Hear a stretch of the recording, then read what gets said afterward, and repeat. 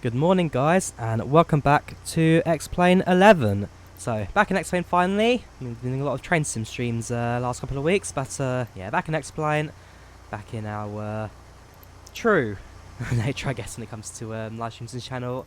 So yeah, back in the Zibo, back in the 737, and yeah, today we're flying from Berlin Schönefeld to London Stansted. Welcome train boy Tarasai, how you doing today? How you doing?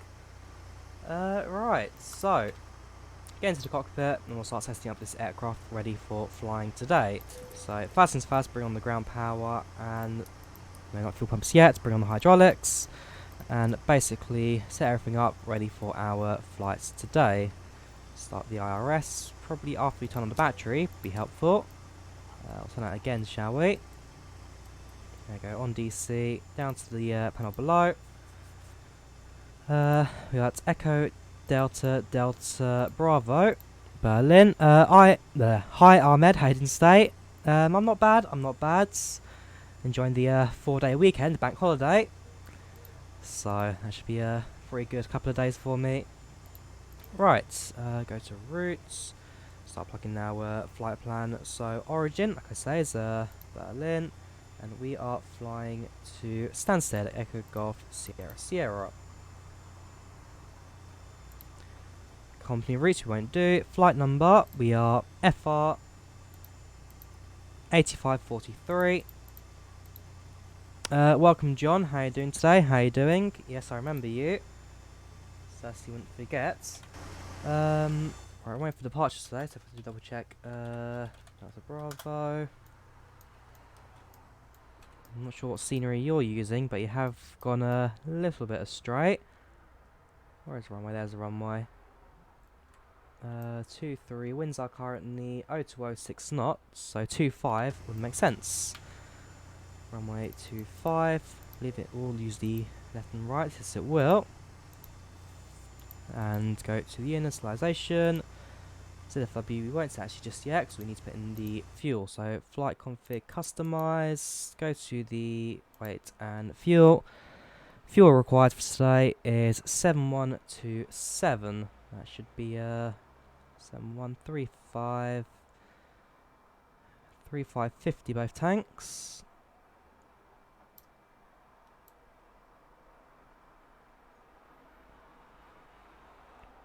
Hang on, 3550.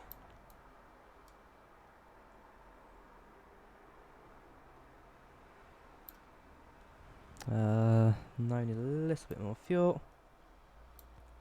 There we go. Nope, a little more. Perfect. Right, apply changes. That's the fuel set.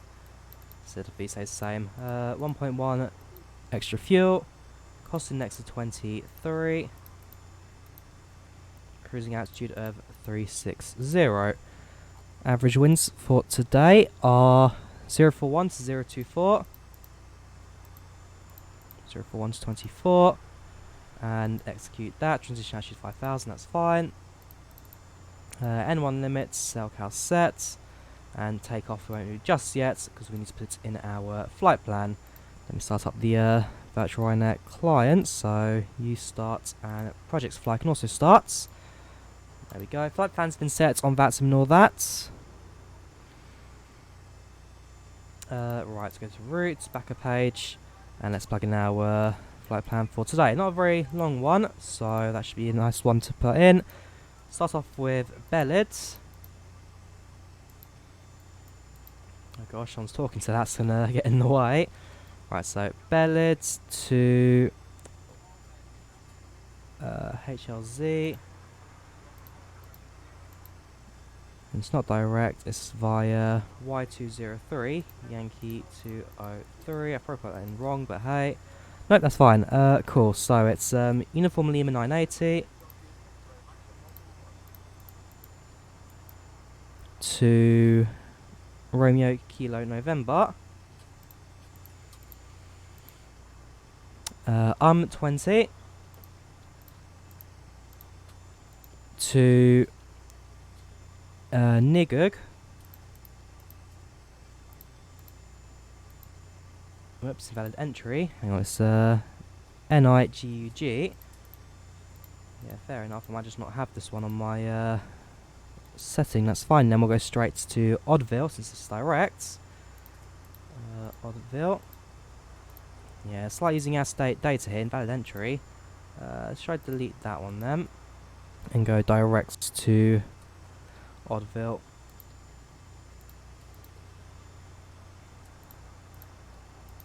If not, I really should look into getting a Navigraph subscription because let's try no grow. Not in database. Okay, it's annoying, but at this rate, route, company route, we'll just have to plug in the company route because I can't plug any of this stuff in.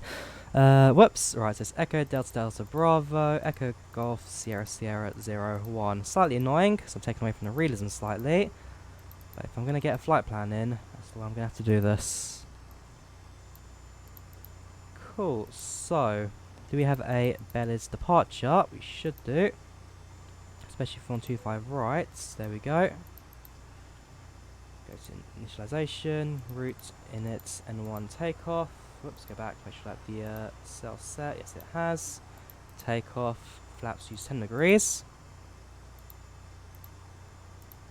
Gravity set, and so are my speeds. 130 rotate, so we'll stick that in.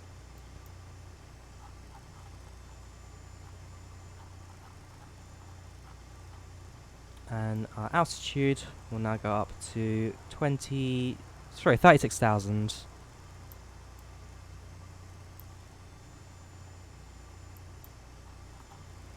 There we go.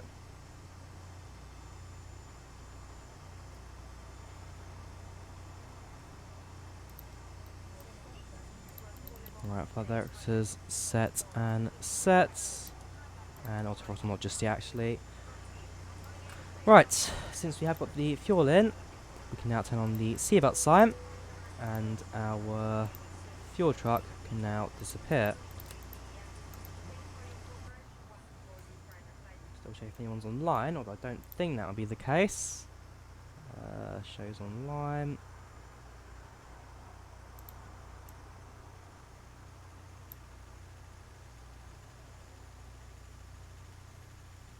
Yeah, so no one that applies to me just yet, although I'm sure later on in the flights we'll probably get on over the UK, since the UK is generally quite active when it comes to controllers, especially here in the daytime. Right, how long to alignment? It wants 2 minutes to alignment, so that's pretty nice. When that happens, we can start up the APU before setting everything up ready to go. FMS has been set, so that won't require anything, although I presume that my altitude and all that will set after the aircraft figures its location out. Welcome Midland guy, how you doing today? How you doing? Let's double check I've not done something wrong, although that shouldn't be the case. Position's fine. That's my performance. Okay. Maybe I had done something wrong. Let's plug that in again.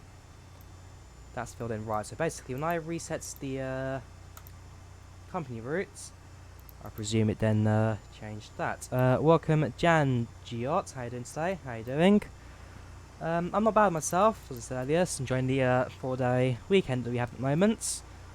So yeah, I'm going to use this time to kind of catch up a bit of flying, as well as some article writing for flightsim.com, because I'm a little behind on that, if I'm totally honest. I do really need to start writing a little bit more. Anyways, left fuel pumps come on, APU lines in a minute, so that should tick over very soon. Close the cockpit and secure that. And yeah, we are on 1 to 2.8, 1 to 2.8, go to VHF1, and everything looks good. Set the TCAS. Popping in, gonna watch quite a bit for quite a while. No worries, man, no worries, you're always welcome to stay. Doing fine, just got the 350 EP, weather's great, track improvement here for train sim's great. Yes, the weather has genuinely been pretty good recently, so if you hear any background noise, I do apologise. Both my windows are open right now just to get a bit of airflow in here because it can get quite stuffy, especially in the summer. Might have to go for the electric fan at some point soon. Now this has been on for a minute, about a minute now, so hopefully that'll tick over to 0 in a moment. So there we go, align. Perfect. Starts up the APU, so APU lights on and start.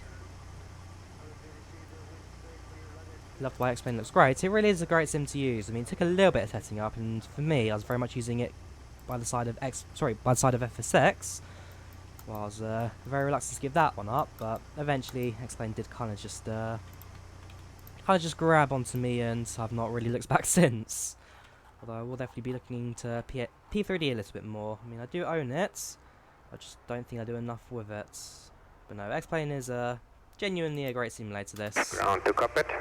Plan acknowledged. Call me through the menu when you're ready. Sounds good. Game looks cool. It is. This is. I mean, it looks great for what it is. The graphics, the setup, it is very, very well done, this.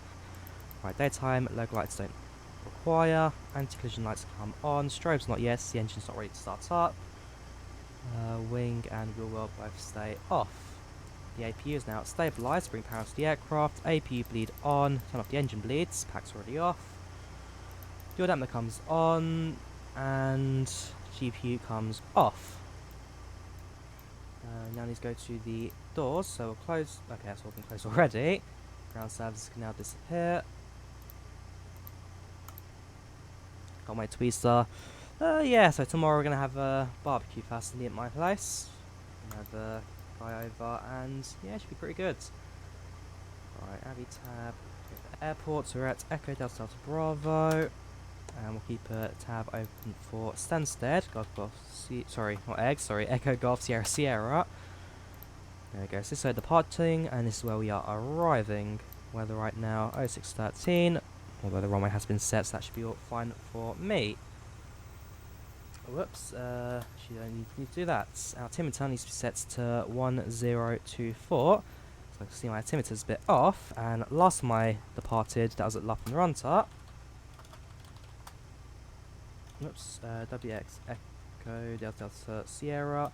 Last time I departed from Lapanranta, I did accidentally forget to set it, and the aircraft, as far as I was aware, was underground when we departed, so gave me a few don't sink warnings before we did eventually make it to 0, as far as the aircraft was aware. Anyways, fuel pumps on, not requiring 10 tanks, that one stays off. How much is it? It's normally £60, $60, somewhere around that price, but I'm not too sure. Hi Drawyah, just to explain 11 with Zibo, or do you have a few other DLCs? So I've got the ground handling add-on, Jar Design ground handling, although they're just driving away now. And I do use a couple of plugins as well, just to keep it going. So better pushback, fly with lure, ground handling, I've got SAS and all that. Squawk box for VATSIM, so I am flying on VATSIM. Landing speed plugins, so when I touch down you see the speeds. A few different airport packages, so I have got UK 2000 Stansteds, along with a couple others, and there was one other I was going to talk about, but I've just completely forgotten what it was. I'll try and remember it for you. But yeah, a couple of add-ons.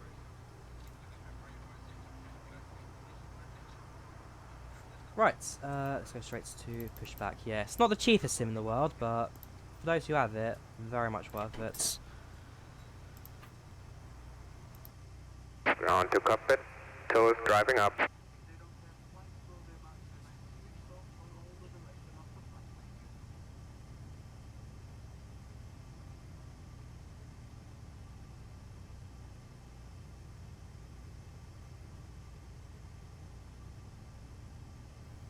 Right, I missed what you said there, because I just had someone come in.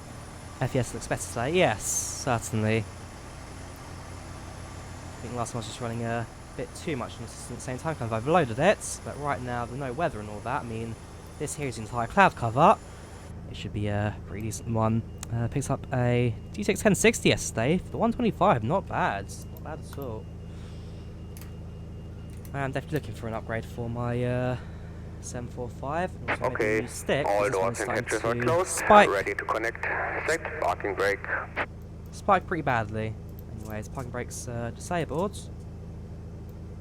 Face cam. Face cam actually lagged out my computer really badly, so I've deactivated it for now. Although I will try and turn face cam back on shortly. Train sim's fine, but on flight sim, for whatever reason, my system lags horribly when I do.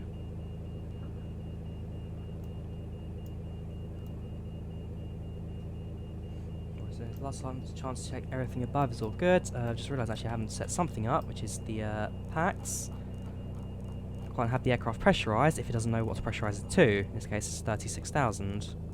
Now connected and bypass pin inserted. Release parking brake. Parking Parking brake is released. Starting pushback, and you may start the engines. Sounds good. So yeah, we're currently here at Berlin.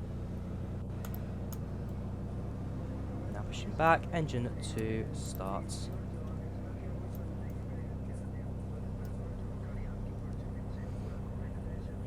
Wait for the engines to heat up.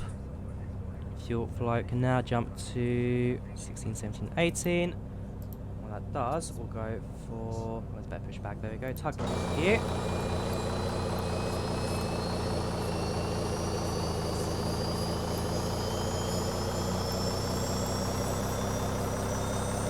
Yeah, not exactly the greatest camera in the world, but we have got tug view on the push back. Did you know that Ryanair staff don't get paid on the ground at airports when people leave on board? Every airline's like that. For most airlines, when you're on the ground, you ain't getting paid.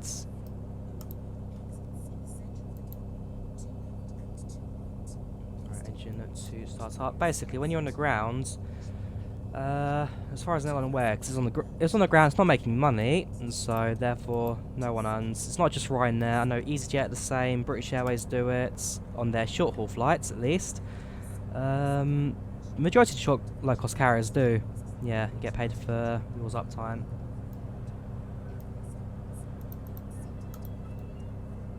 Right, well, engines are now on. Wait for that switch to flick over. There we go.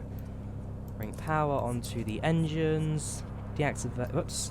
Switch the packs. Sorry. Switch the leads around. AP comes off and packs come on. Basically, whenever the aircraft pushes back, the engine start on, and the air conditioner starts blowing out really cold air super quickly, that means the packs are turned on and the aircraft start pressurizing. Right. Pushback is almost complete. Sensors on taxiway now. That should take maybe 2 seconds. Actually, I do need some of the strobes on now since the engines are active. Operation complete. Please set parking brake. Parking brake set. Disconnecting tow. Stand by. Stretch to 3.4 and sets the flaps down to 10 degrees. He went to Spain back from Stansted on Ryanair. Was on the ground for boarding. Hang on. When I went from Spain back to London Stansted on Ryanair plane, it wasn't on the ground for boarding. I'm not quite sure what you mean by that. Wasn't on the ground for boarding. I might be missing something there. Can I play more OMSI 2? Yes, I want to play OMSI 2. The problem is no one's developing new maps for it or anything. I'm still very much waiting out for OMSI add-on London, but as far as I'm aware, that add-on is basically dead. But yes, OMSI is very much still on my list of things to do. Just need to find something actually cool to do with it, basically. Because as much as I enjoyed the bypass pin has been removed. Hand signal on the right. I'll see you next time and have a safe flight. lame talk. Yeah, as much as I enjoy driving the same bus down the same route every single week, it does get a bit repetitive, I'm afraid. I'm not a bus driver by career, but yeah, I'm still waiting for a new map or something interesting to come out. When it does, I'll definitely be up for a couple of rounds of OMSI 2. Maybe I'll stream it at some point, we'll see. Right, so you'll give me the hand signal now. There we go. Thank you very much. Right, parking brakes released. Everything's been set. Throttles up lightly. What's my favourite OMSI 2 map? Probably South London Projects, the OMSI add-on London predecessor. Although I believe that one actually then got, it was like a £3 additional thing, like support the developer by getting the map. Although I believe it's now, I say in quotations marks, out for free, but it does look more like a pirated distribution thing, that, so I'd very much stay away from that.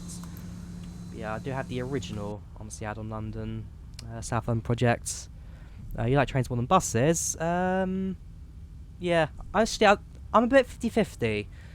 I mean, I prefer trains for their comforts, but I do prefer bus drivers to train drivers. I mean, here in London, train drivers and underground drivers do hold you basically as a captive when they go on strike for their own benefits and for the many benefits they do have, while the bus driver, who I say has a more difficult job, gets a lot less pay and generally are a lot nicer with more of a workload going on. So yeah, I am more for bus drivers than train drivers, but I do again much prefer the comfort of a train to a bus.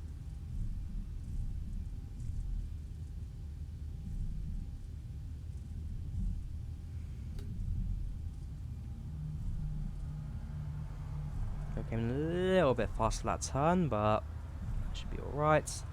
The runway is just ahead of us, and so departure should be a couple of seconds away, really.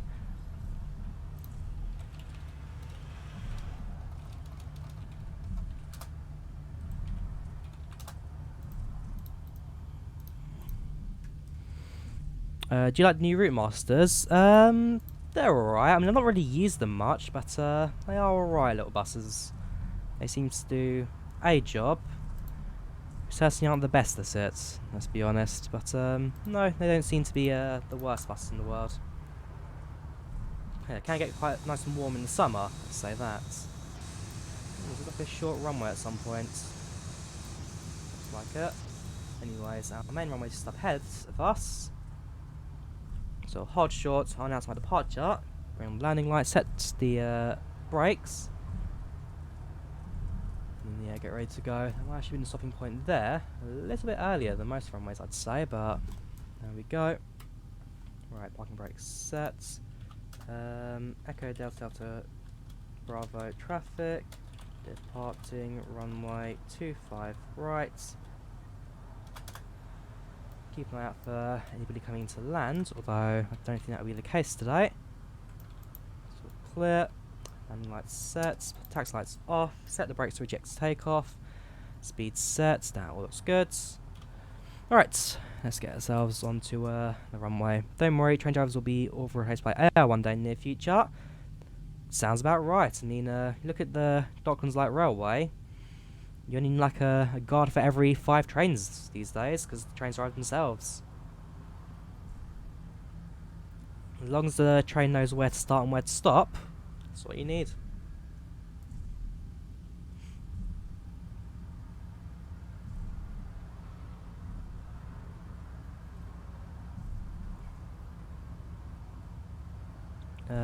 Trouble installing buses, West Country Rumpty 2. Gives you a tutorial and it'll be good. Bus to the West Country, I think it just requires a couple of asset packs which are all listed. So you need to download those and add it to your scenery objects folder in OMSI. But I could do a couple of videos on how to install OMSI add-ons. That is certainly up for an idea. Right, all looks good. Engine stable, autothrottle armed, and N1 set. It's a slightly bumpy runway, so pitch the nose down slightly. And use the rudder to keep the aircraft stable on the runway. 80 knots. 80 knots.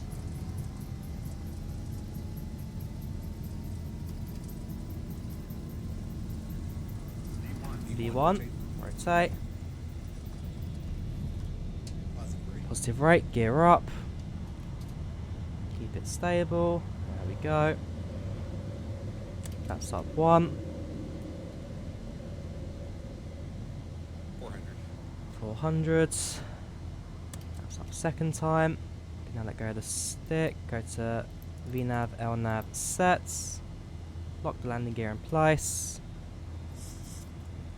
Another set of flaps. 1000. And flaps go up. What happened to OZX forms? I'm not too sure. I mean, I was kind of thinking about that myself, but either the server admin didn't pay for the main name, that kind of just expired, or the whole thing just kind of died out of nothing. I mean, there's no announcements or anything, but OZX definitely kind of disappeared. Hang on, so you ask us to live near Edmonton Green, and there's the 149, that is with the new Route Masters. My local bus service use Gemini 3s mainly, but before they were using Eastlink Millenniums, which were a fairly odd bus, but I do quite like the Eastlanks, I will say. Certainly a comfortable bus, a lot more homely. Gonna grab Dead Stick when it's out. I've seen the cover in interview on Dev. But bearing in mind I do know Chris, the head developer of RMX Software, who develops Dead Stick. I do know Chris personally, so yeah, I'm fairly sure I'll be picking that up from release day. Maybe you can get a slightly earlier copy, we'll see.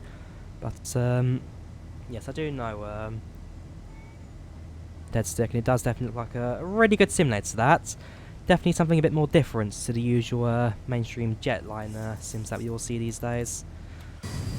The crane went down. Yeah, I'm not too sure what happened to the ZX, but it's definitely a sad one. Just kind of all died in one go. Do you know of passengers alternatives? Somebody, for example. I personally use smart cars with a virtual island attached to it because that just seems to be the easiest way to kind of do it. But yeah, there are. I think FS Passengers still will be the #1 tool for any sim when it comes to passengers and whatnot. It's just a shame it never made it to P3 version 4. It ended it at P3D version 3, and the main developer of that he was really poorly. I think he was in hospital for a little bit, and the kind of development of that kind of died down.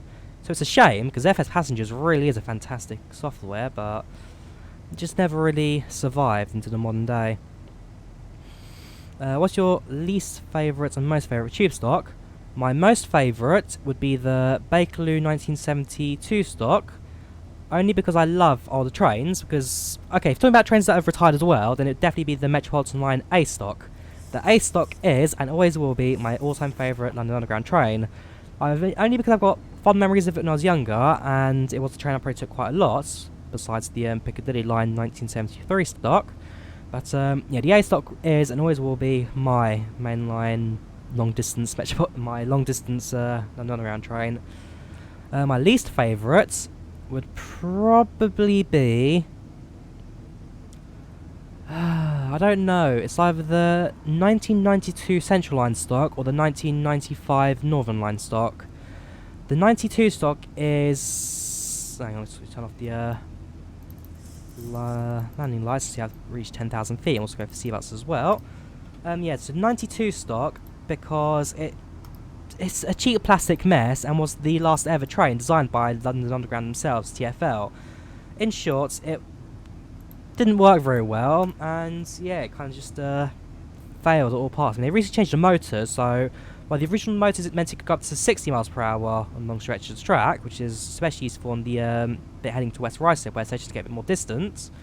For example, between Northolt and is it East Acton next station? No. Northolt and the next station heading towards London. There's a long stretch of track between those two, where it gets quite fast.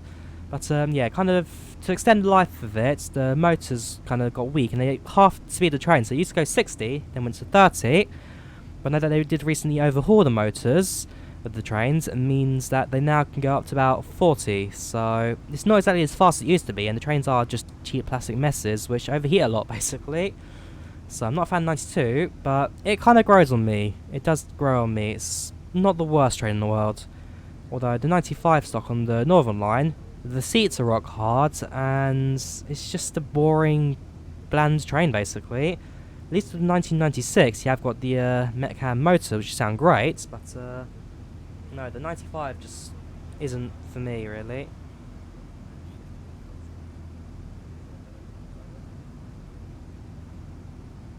Now, speaking of Ryanair, so I'm flying on one right now. I do need to do one thing. There's an aircraft to my right, apparently, 2,700 feet, about 20 miles. I won't be able to see them because X-Plane just can't seem to show aircraft in the distance for whatever reason. But other than that, it's all looking pretty good at the moment.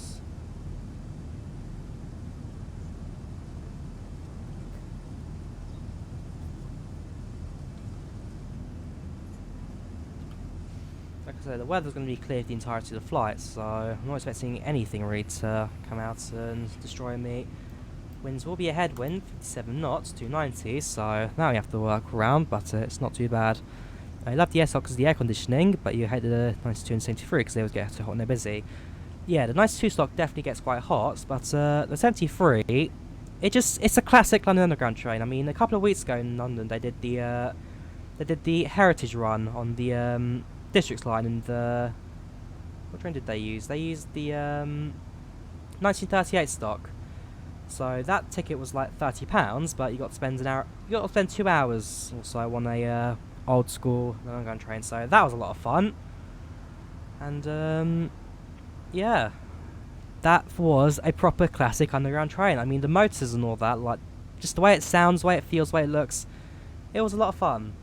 And that's why I do prefer older trains. I mean, the 73 on the Piccadilly line, yeah, it's a pretty good train. I mean, it's fairly modern for what it is, and it's just really well built, so never had a problem with that one.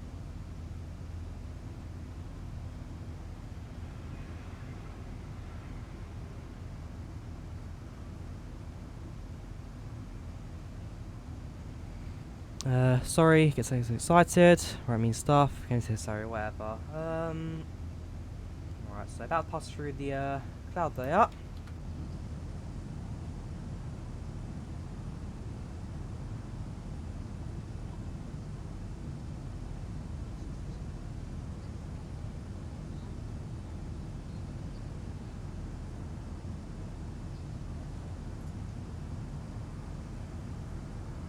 It's actually not as nice as it would be in the real world, that. Now, I do like flying in clouds in the real world, especially in commercial. The cloud turbulence, while a little bit shaky, does make for a nice extra bit of feeling. Although, actually, in 2 weeks, I will be starting my first lessons for the PPL. I'll be flying on the 5th of May, so yeah, not this weekend, but the weekend after on Sunday. So actually, yeah, 2 weeks today. Do my first flight in that, so quite excited, definitely excited, and yeah, can't wait to actually get going really with that. It's been something I've wanted to do for a little while, so it's good to have all the clearances for that and everything.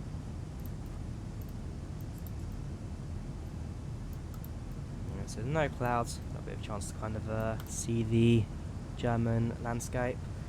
We do fly over France shortly. Actually, do we fly over France? Whoops, a bit too much zoom. Yeah, we might not actually go over France because I know Ryanair and a lot of airlines, yeah, go for the Netherlands because it's not so much of a problem, especially when they go on strike. Is the Bakerloo line's last stock to have the Westinghouse brake like the old A stock? I don't think so. I believe the A stock was the last train to have the Westinghouse brake. Yeah, Bakerloo line trains 1972 stocks just have the normal motor relay brake, so you kind of go forward for speed and then backwards for brake. So no, the A stock was the last to have Westinghouse. I remember that was covered in the Jeff Marshall video actually a couple of weeks ago.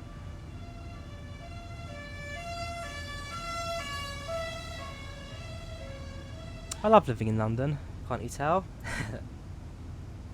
Alright, so, now it's 29,000 feet now, flight level 290.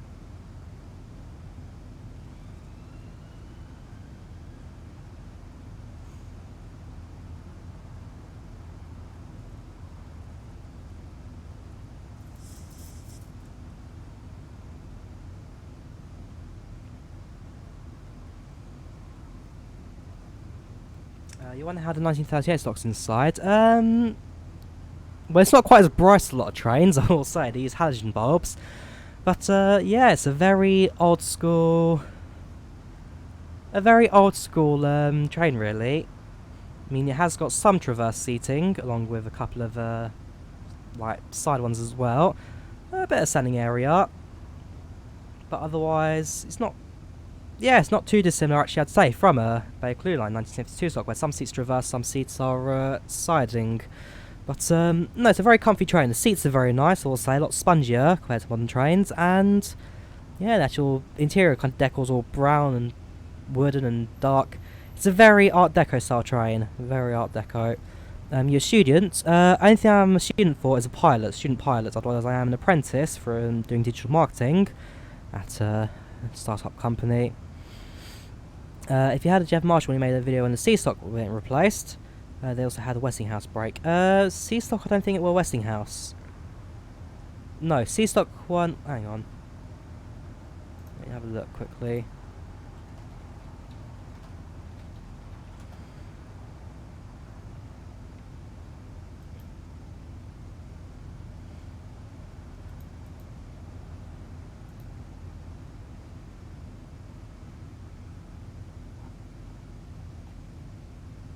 Yeah, I don't... Hang on. Let's just Google it. C-Stock Westinghouse brake. Because I don't think this... Okay, it does. Westinghouse. Yeah, okay, so it does have Westinghouse brake, which means the 1972 stock Westinghouse. Does it have one? Yes, okay, so I do apologise, and I'll backtrack a bit. The 1972 stock on the Bakerloo line does have Westinghouse, and is the last train with it. So, which train was it? Ah, sorry, my mistake. The A stock was the last train with separate throttle and brake. Sorry, no, you are right, last one Westinghouse is 72, but the A stock was the last one with a separate brake and throttle lever. Anyways, that's passed through 35,000, there you go, 350. About 4,000 to go, or even 1,000 to go, especially in 36, not 39. Yeah, welcome to cruising altitude.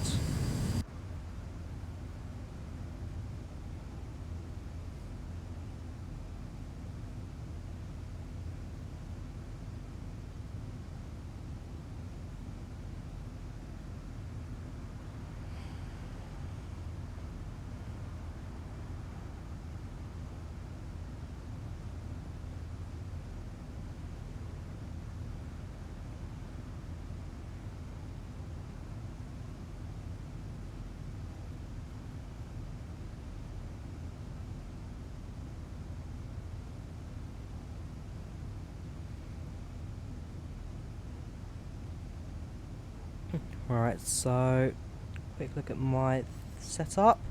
Back to our ETA, what is that currently set to right now? ETA is 1 hour 6 minutes. We've been flying for about 13 minutes now, so as always we can make it a couple minutes early. It comes down to how the direction changes along the weather and our approach. Although it should be runway 22 standard approach. That one today.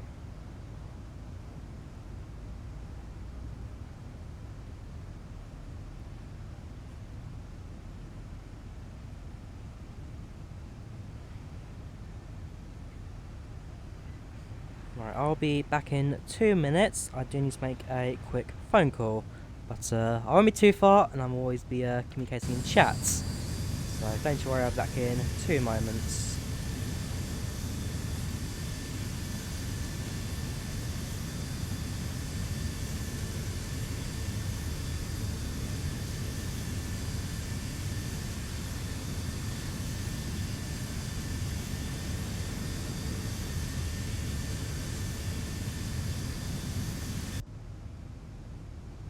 Great, just when I stood up, I managed to get myself a nosebleed. How on earth I did that, I'll never know. Stick around a couple of moments, let that stop, and then I'll make the phone call there, and that's awkward. And I don't know why I seem to get them during the summer when it gets a little bit hot.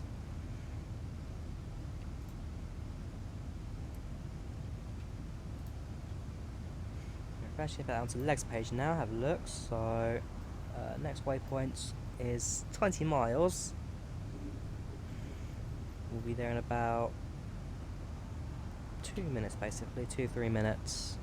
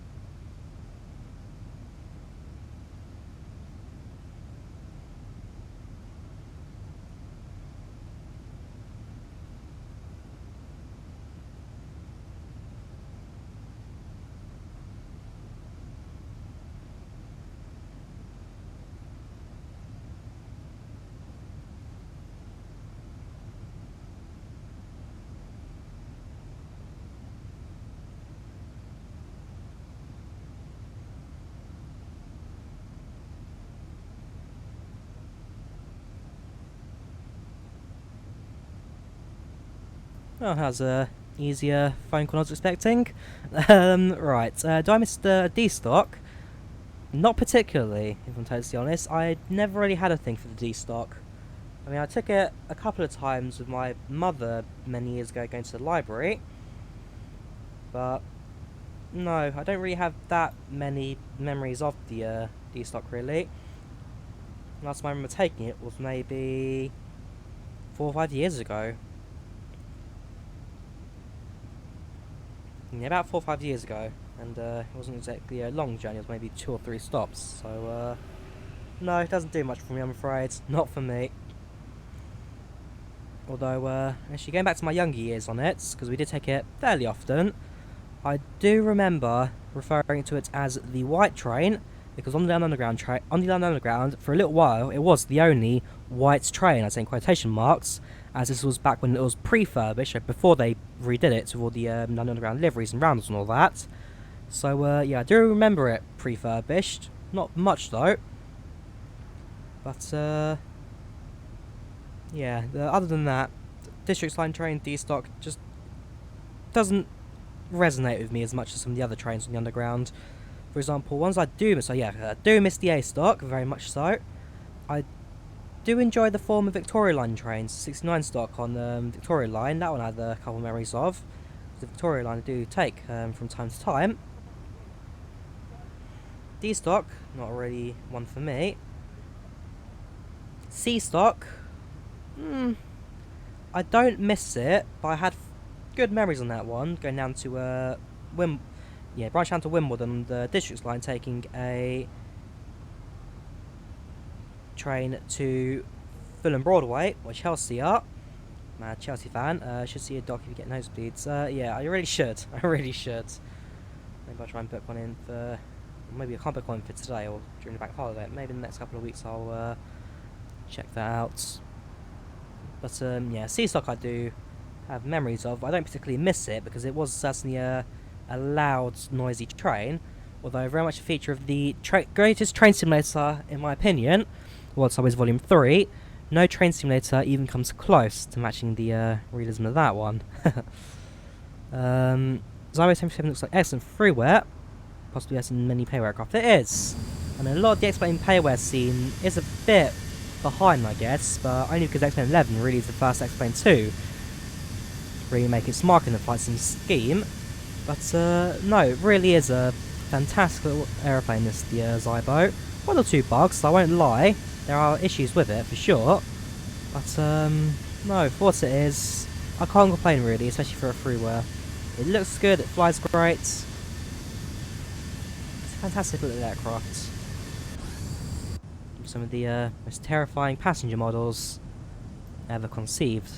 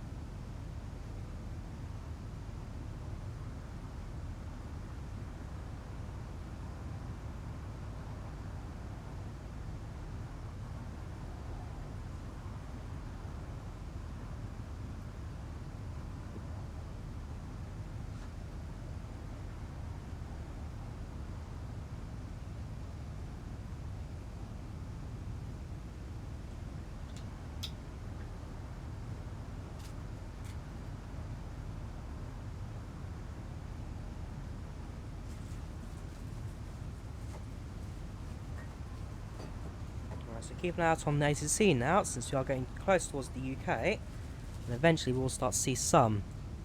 That's just from that. If I double check the map actually to figure out if anyone actually is active over the UK, something I should have done around departure time but never did.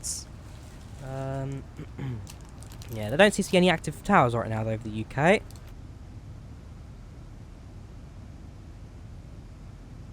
There are certainly a few aircraft over here. We've got Ryanair coming in from Dublin to Stansted. And that seems to be the only major one at the moment.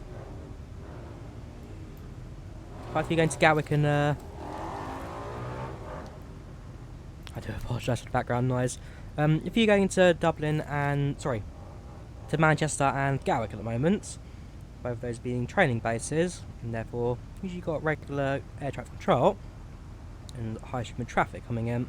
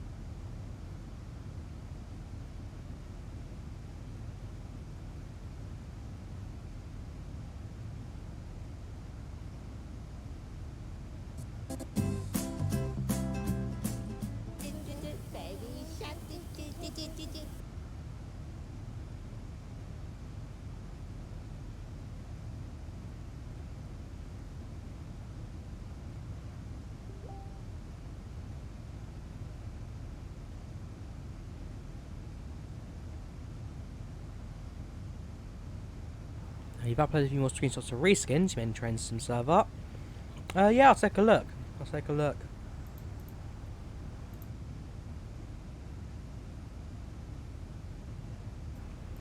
Let's see what you've put together this time.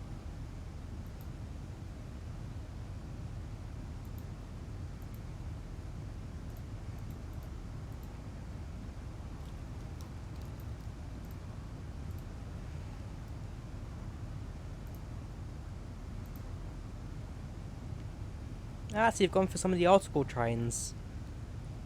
Some of the prefurbished. It was prefurbished 73 and a prefurbished district line. Yeah, this is what I was talking about earlier with the let me check it onto the screen. Yes, this is what I was talking about earlier when it came to the White's train. They used to ride around the districts line. Back before they refurbished in 2007, this is very much the D-stock that I remember. Not the refurbished, but this.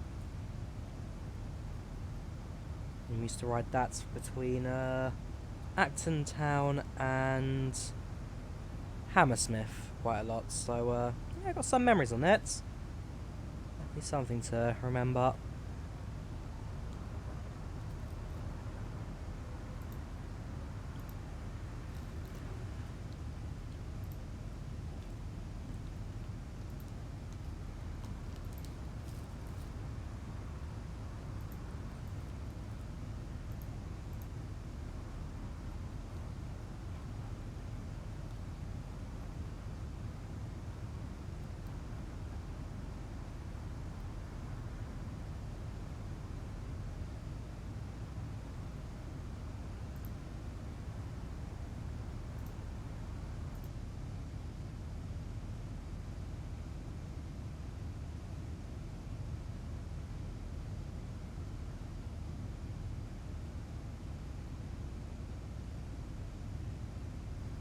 yes, the Ryanair decent train, we all do know it. So yeah, when it comes to rad trains on underground, the A stock was the main one for the surface trains. Well, there's quite a couple of different ones. I think it's 73 and also the 1962 stock. Or was it 1950? It was the former train, the Central line for the 92 stock took over. So yeah, they've got a couple of those carriages still around, which are used for rail adhesion. So it used to be an A stock for the surface trains, although last year it blew its motor, and as a result they then decided to scrap it after however many years of service it did. So yes, the A stock is now, without a doubt, completely dead. And only 2 cars survive. I think it may have just been 1 car that survives, and that's at the accident depot of the London Transport Museum. Somewhere I've never been before, but I very much do want to go to at some points. Know why that place has always avoided me. Right, so I've got messages now from Amsterdam coming in. So that's from Munich as well, which means that some of the British airports, whoops, weather change. Of course, it will then shoot my aircraft up in the air a little bit. This sim and its weather changes are always a bit of a mess. But yes, the UK traffic just starts to filter in very slowly in a couple of minutes. We are then within range of those airports.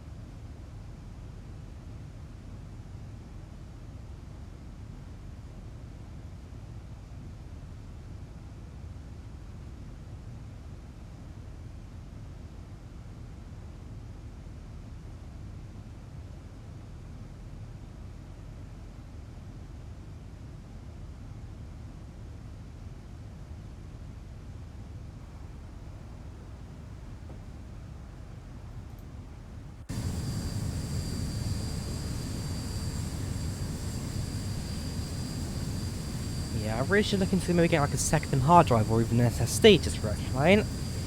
And with it, it's getting a bit more of the scenery rebuilds with ortho and stuff like that. But even by default, it certainly isn't a bad looking Sim-X plane. Definitely a lot going on down there. Although especially when we go to the UK, with the Orbex Great Britain going on there, certainly we'll get a lot to see and enjoy of that.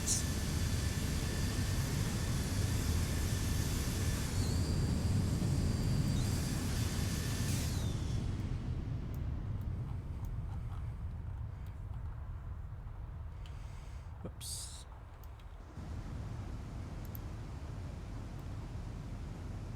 Right, so going out towards the German-Netherlands border right now. Not too far away from that. And with it we can start thinking about our crossing of the English Channel and make our way towards the UK after that.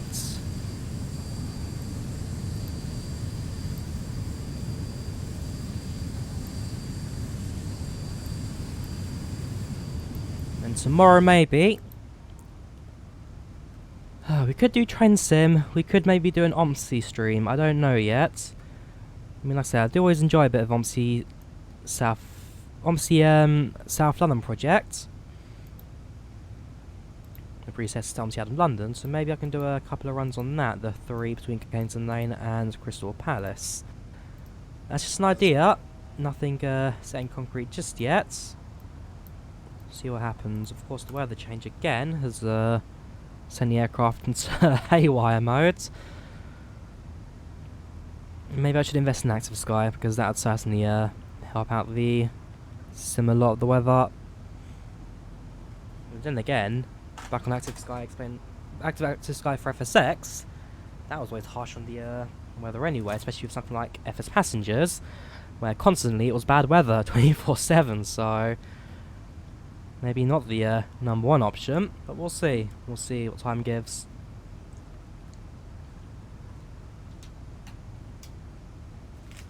I'm a little bit over budget for this month already. The May will be a little bit nicer for me when it comes to the bank.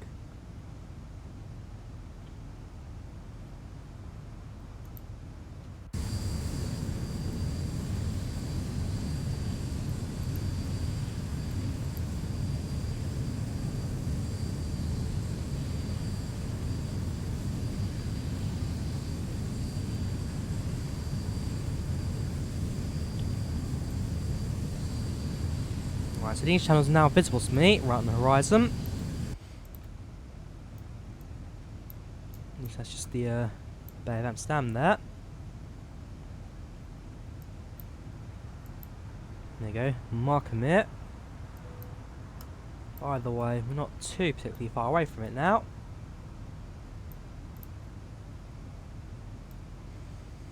We should start to see our descent actually come into action as well. So if I go to our approach like Odessa, of course, where we Charlie Lima November approach, runway 22, winds are at 020, so maybe not then. 02S 20 degrees. Maybe you are using 04. Flight radar 24. That's completely changed what's going on right now. If they are coming in from the other sides, then I do need to. I mean, the approach will be exactly the same as well as the landing, but yeah, it actually looks like we will be landing in from the other side today. What's that for a bit of fun? Right, so ILS is 04. The Charlie Lima November approach. Actually, do we not have that? Sorry, it's Abbott 1 Charlie. What am I talking about? Abbott 1 Charlie approach. Execute that. My arrival. My destiny to Lapra. To Abbott. Yeah, okay, that makes sense. Basically, any approach that comes in over the Netherlands, into Stansted, Abbott 1 Charlie is your friend, so there'll be no other option really for that. Intercepts at 2,500 at Stansted, I do know that as well. Yes, it is 250. Sorry, 025, so that will just set the altitude 2 after we started our descent in about 160 miles actually, so not too long to go for that.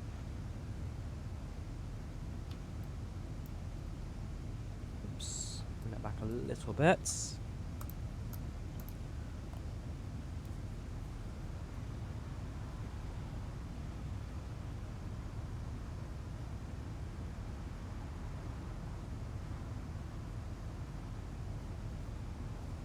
Right, so our approach nav is set.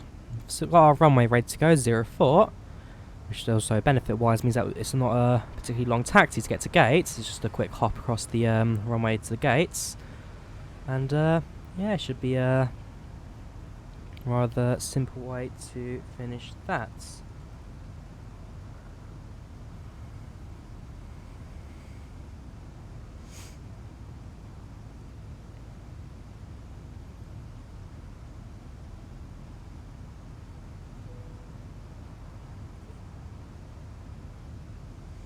There's like a little bit going on at, what airport is this? Delta Hotel. That is, what is Delta Hotel? It's probably a really obvious one I should know, but I'm going to touch it anyway. Yeah, Hamburg. So there's a couple of Cessnas on the runway at Hamburg, aircraft established to land. But, the pilot letting me know there are a couple of Cessnas on the runway to depart before it lands, so hopefully I've managed to sort that one out. Although, as you know, with X-Plane, it's not always going to be that simple. Somewhere to my left there's an aircraft, but again, no point looking because we'll never be able to see them. Yeah, I can't wait for the actual full Swift clients to release and get everything ready for X-Plane. I mean, while it's compatible, it's a little bit of a pain to get going, so fingers crossed that's not too far away. We'll see what that has to offer.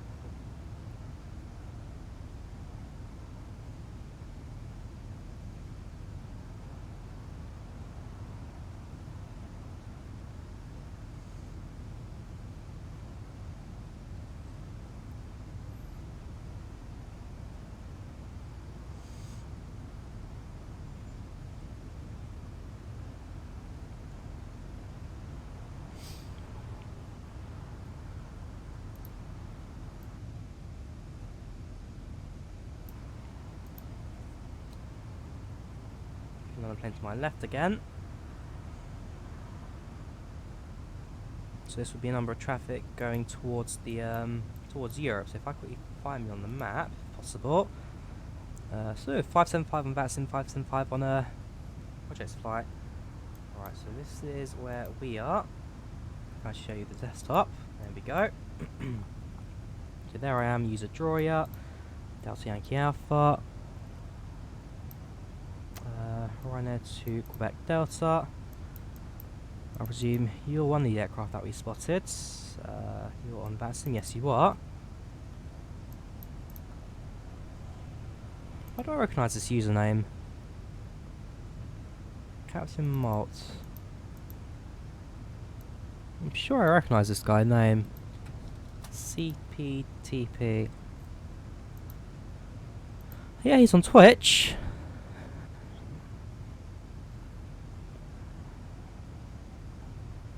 Only 40 views though. Maybe I've seen one of his streams before. Possibly. That's a bit random, but yeah, okay. There's one guy. Give it a second to load up my traffic again. Could it be you that we saw behind you? What's on VATSIM? So quite possibly Dublin to Munich. Dublin to Munich. Yeah, okay. So if we saw those two aircraft right next to each other in quick concession, then I would say that those two are lined together.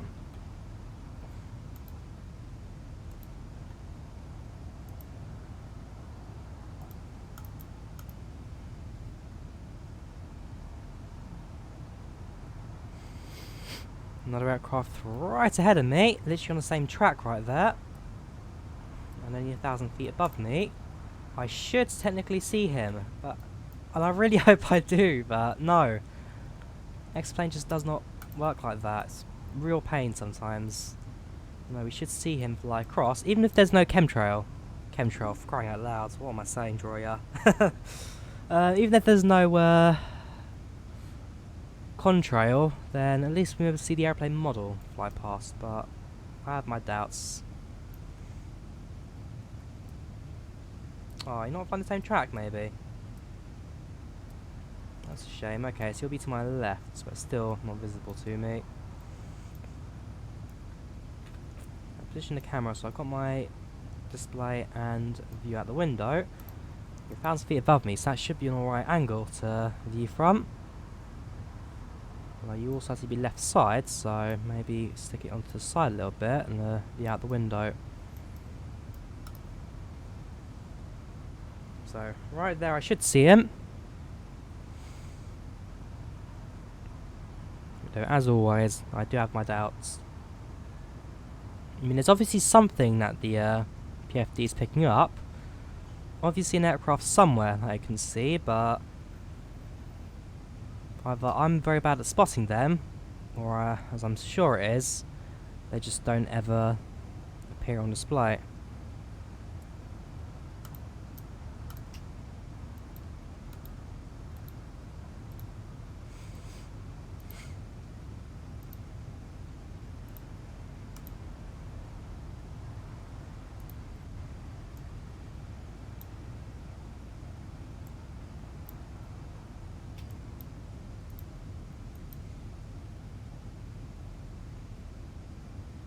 Thousand to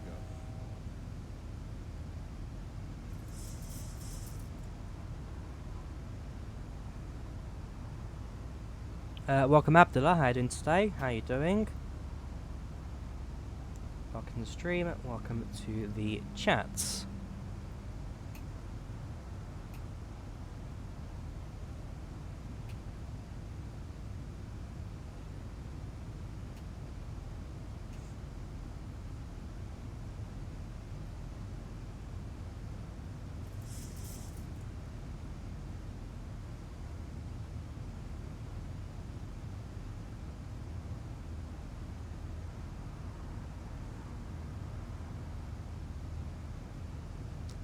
Yeah, he is certainly not going to be spotted.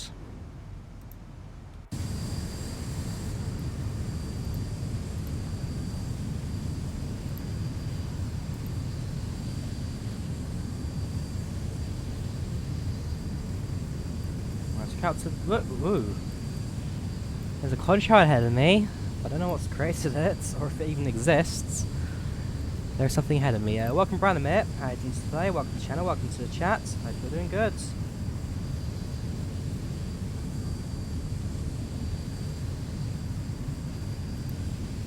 Yeah, that contrail's gonna disperse way before I get there. My camera doesn't move particularly fast in the aircraft, so no, I won't really get to see in front of it either. Just an anomaly basically, nothing more than that. We are flying over the Netherlands now, so we will. We're not yet, are we? We're still over Germany, although the border is literally just under us now. Just crossed the river. That river, and there's a road, you can't really see from this altitude. And right there where the land changes, I presume that is where the border is on the land class there. So, now at the Netherlands, only a short hop cross country, or over the water, and then make our way down to descend.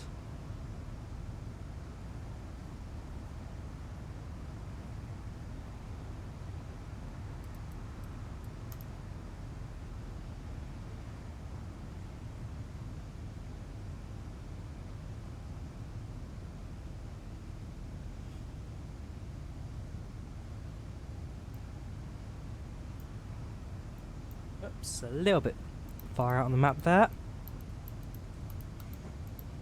There we go. Let's center on the aircraft there.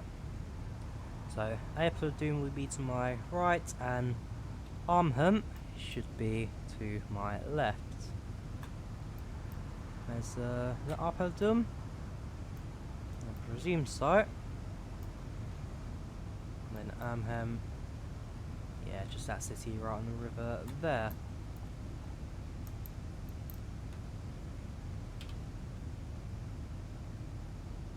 Right, top descent, 80 miles.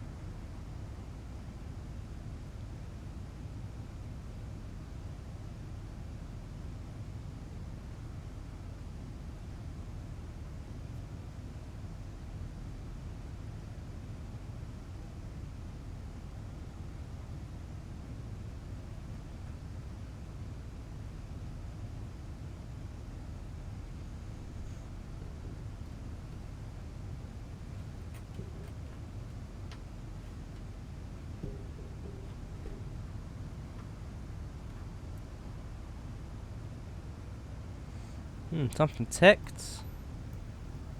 CWSB. Oh, sorry, CWSR.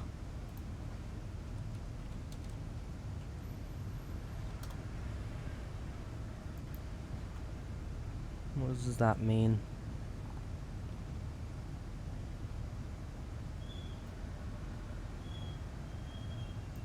Remove the... That deactivates it, that's fine. Reset that with unhav and vnav. Okay, yeah, and the warning has just disappeared. Basically, I may have accidentally moved something there.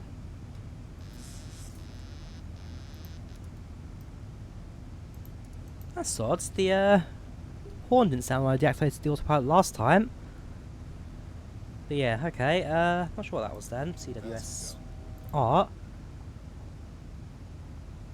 Something to do with approach and having to do it manually, which doesn't matter to me too much because it seems to just be yeah, CWSR controls wheel steering right. Something to do with the manual approach there, that's fine. Right, so a little bit will sets the altitude up for descents. Still got a couple of miles to go before we think about that. Yeah, by the time we do set my approach up, definitely over the channel below Amsterdam Schiphol is my alternative destination, as Stansted failed to hold me, so I'll fly across the channel and get back here again if something does go wrong.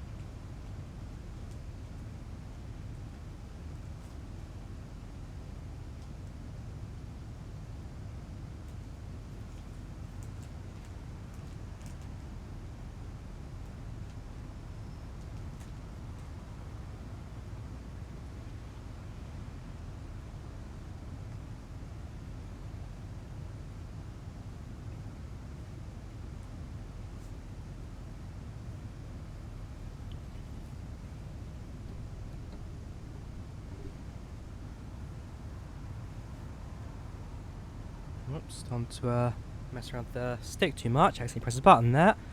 Fortunately, not a the sign key.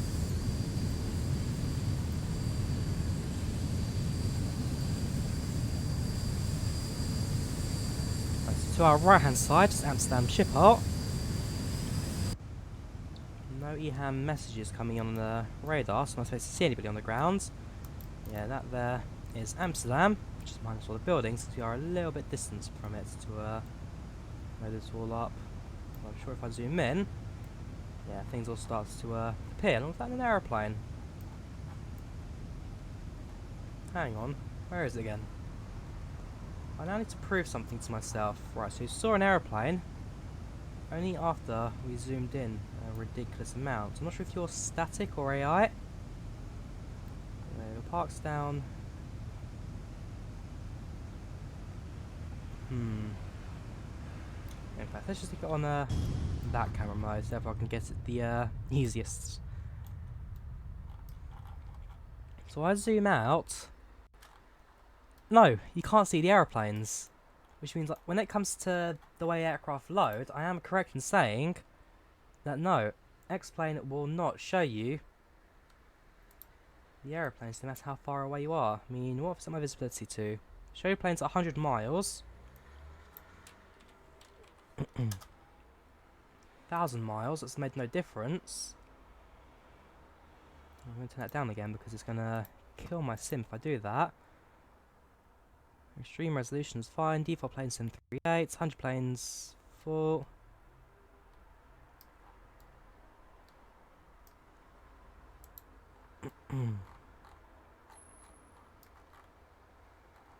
That's a static aeroplane, but the ones that I care about, the moving traffic, at least I now know, will not actually be visible to me, even if I am flying right next to them. So I'm not going crazy. The planes actually don't appear. Thank goodness for that. Yeah, there's quite a few aircraft down there. Got 1, 2, 3, 4 I can see straight away. British Airways, KLM, Transzero, and I'm not too sure who the other one is. Echo Juliet uniform. Oh, someone's just landed, Scandinavian.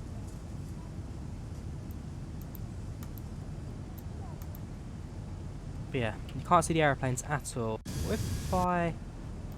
Oh god, frame rates, please forgive me for this. If I go to Fly Lua, Macros, and Realistic Pro, no, not Realistic Pro, I want to go to Fly Lua, Macros, 3D FPS Wizard, and switch that to max quality. Oh boy, where's the airport gone? Just go to free camp again.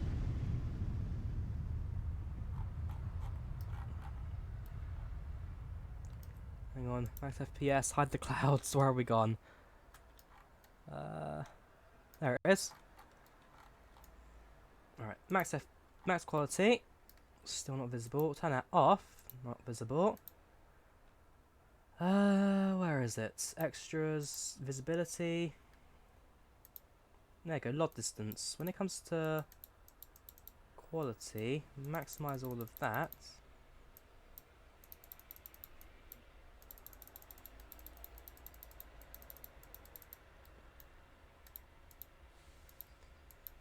No, that makes no difference. How very odd. Let's bring it all back again, shall we?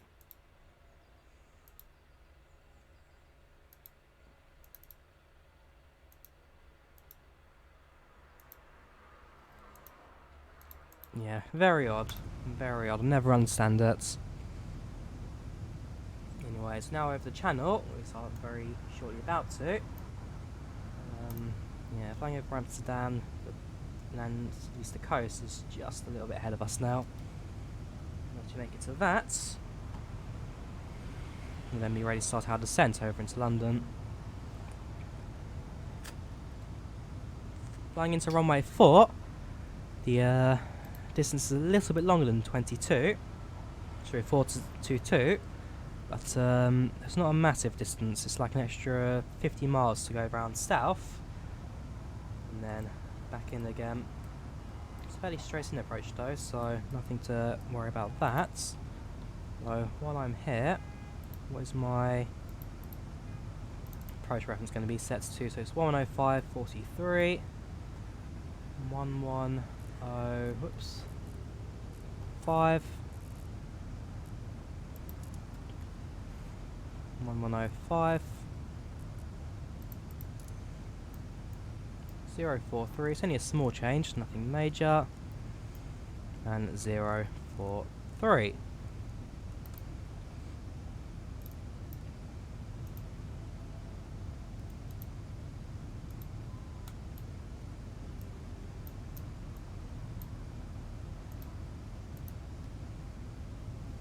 Right, so our approach nav been set. We're over the water. Our next stop will be... No, we're not over the water yet. Come on, Netherlands, end up for it. My estimated arrival time is 23 minutes. And so with the arrival, I'd say it's half an hour till we land.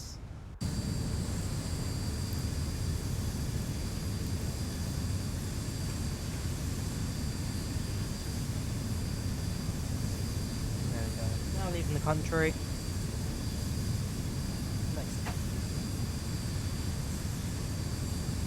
Next stop, the United Kingdom.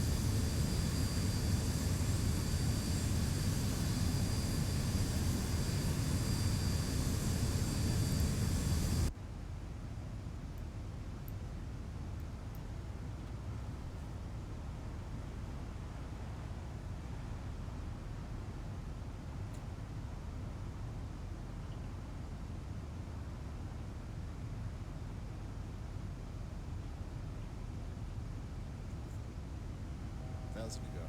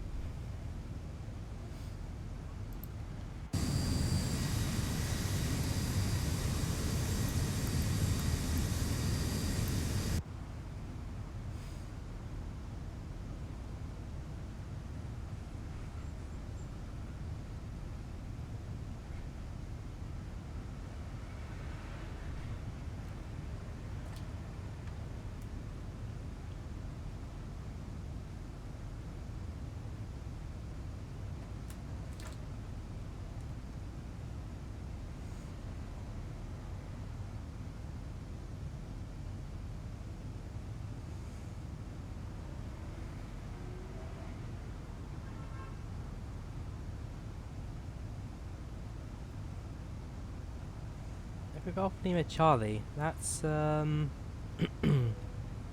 City, isn't it?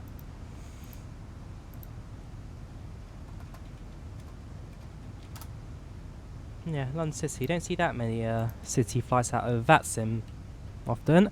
Welcome Edward, sorry. How you doing today? How you doing? I missed your message there. Hopefully you're still here. But yeah, welcome to the stream Edward. How you doing? Welcome to the channel. Welcome to the chat. Yeah, Windows stickers. Only PMDG are the other developers to ever add them. And while they are just a tiny little detail, it definitely adds a lot to the simulator environment. Just that tiny bit of extra realism. Where is the okay, that's where you can adjust the tablet angle.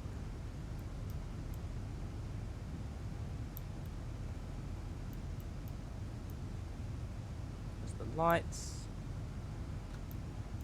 You can also adjust the air conditioner somewhere, wherever that is in the cockpit of the 7.3. Cup holder with a cup in it.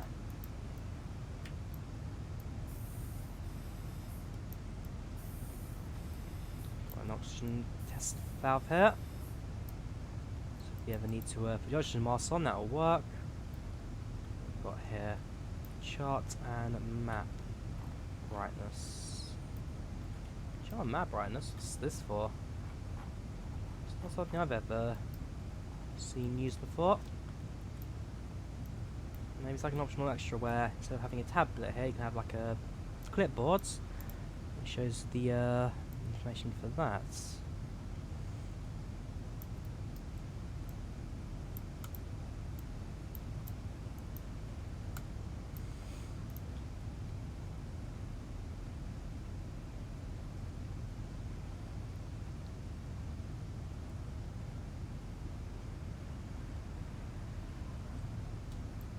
top of the descent is now almost upon us. Oops, what did I press? What have I done? Off. NVIDIA. There, that's what I did. If I've not ruined something, just we're still on guidance, I'll check what the approach is like later. Yeah, set my altitude now to 2,500. Okay,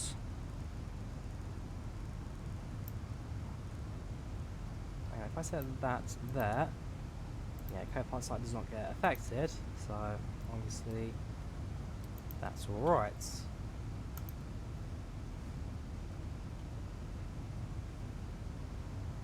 Oh, and we also deactivated auto throttle, did we?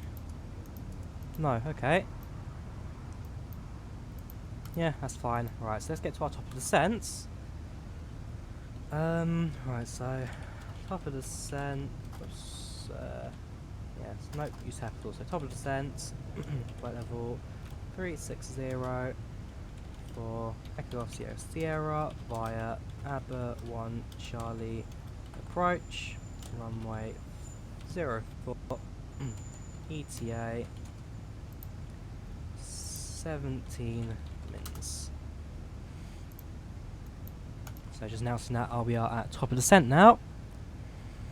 And that will be going to approach runway 04 at Stansted via Aber 1 Charlie. Our time of arrival sets to 17 minutes. We should now be at top of descent. There we go. Let's start our approach into Stansted. It's now my departure. Sorry, that's my descent on here. Hello again from the flight deck. We are just commencing our descent. Looks like we'll be landing ahead of schedule and the weather conditions are looking good at our destination. We'll be touching down in less than 30 minutes, so do make your way back to your seats. Thanks for choosing to fly with us today, and it's been a pleasure having you on board.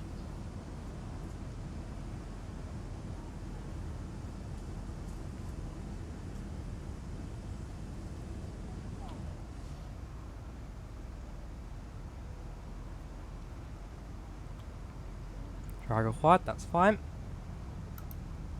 So use some spoilers now, just so I can slow down. In a couple of minutes we'll turn on the seatbelt sign, which will allow passengers to get back to their seats and get themselves secured ready for landing. Not too long to go now. The exits and cabin aisle are kept completely clear of all baggage for landing. There should be no further walking or standing in the cabin aisle, and we will be landing shortly. Thank you. There you go, seatbelt sign comes on.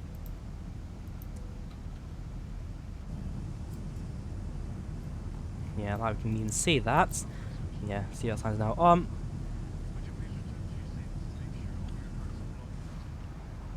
Let's get ourselves ready to land. A bit of a stronger descent than that. I mean, yeah, we're basically flying nose level. We are descending around 2,500 feet per minute. It was around 3,000 just moments ago, so should be alright.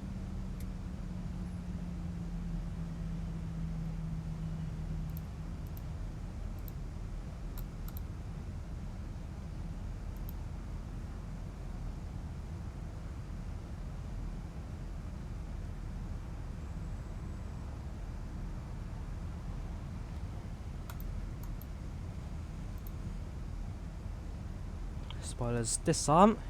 Don't really require them anymore now, so our red descent has slowed down to around 2,000, if not a little shallower than that. So the aircraft will be able to manage its speed with the throttle, not requiring any more drag to kind of help us slow down. Keep an eye on the radar. There's no traffic coming into Stansted. No one's at least announced their position in Stansted just yet.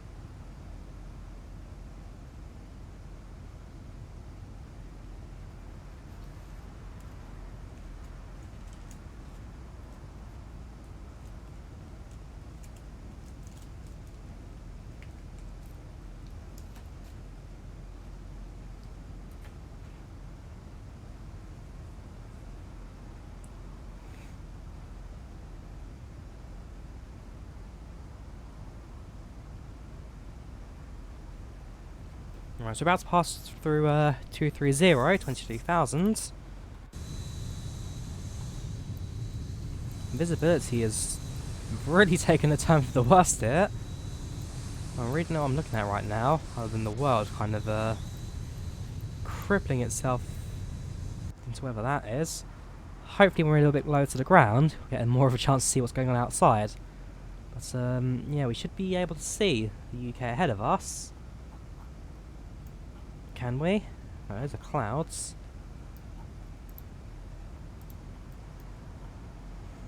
Yeah, we should see the UK ahead of us. Felix, though. But obviously something's not quite looking right here. If I go to 3G FPS, maybe better on that and see what happens, but I don't think that's the problem. No, just makes the clouds bigger. Very weird. Anyways, that won't affect our landing or anything. It's just, yeah, hopefully we can get a bit closer to the ground, should be alright. I mean, visibility over London is absolutely clear. Not a single cloud in the sky. I know, I live in London. But, yes, very odd. Very odd weather down here.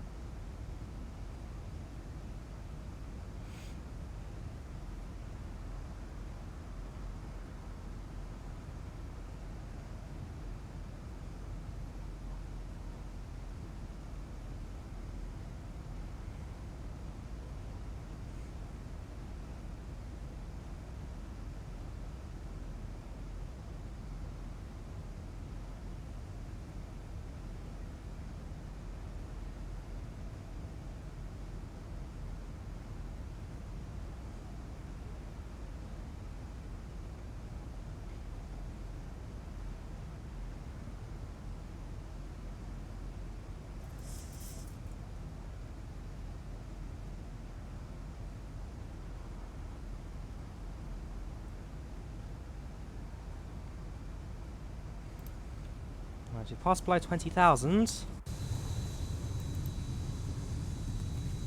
Still don't know what... Oh, there we go. Got some of the UK now trying to exist. Very hazy. I think that's what I'm looking at right now. It's just haze. Lots and lots of haze.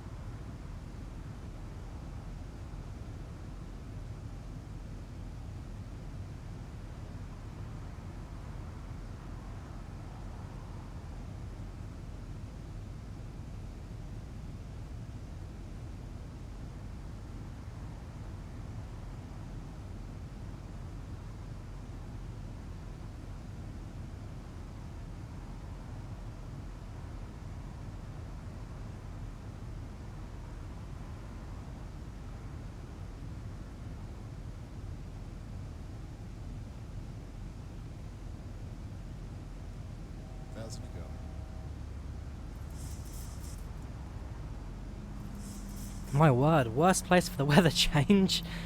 The aircraft's taking a nosedive to the ground while we descend. But another news, the haze has just disappeared, so all of a sudden, visibility is now pretty great. Yeah, X-Plane 11, your default weather engine, it's a mess. Whereas the Felix goes to our left now. Shortly we too will make a left turn, by the south of the airfields, before we make our approach into Stansted. So yeah, we've got Abbott's coming up after our next waypoint, which I can't see. Lapra, that says, yes, Lapra.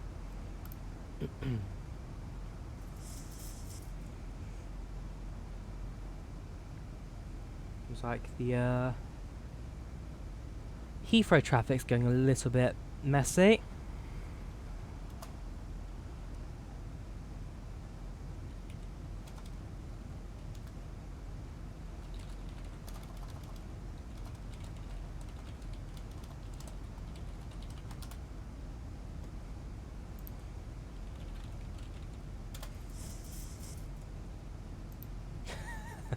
His cap lock's stuck, but I've got a feeling that something's not quite right because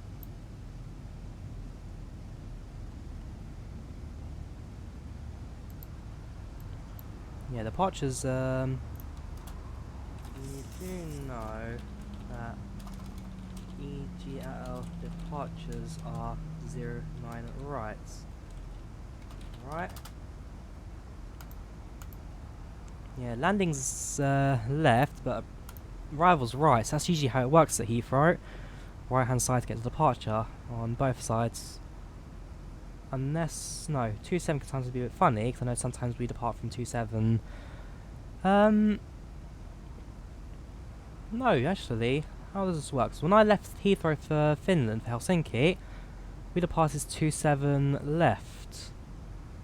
So that's going that way, which is the Myrtle Avenue approach, so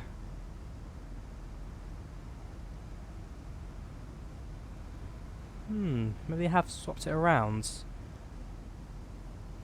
No, that isn't the usual departure patterns out of Heathrow. Anyways, 13,000 feet. We should probably start focusing on our own approach now, since we are coming down to the low enough altitudes. We should actually be able to see the airport shortly as well. Not clearly, but Stansted will be visible to us soon.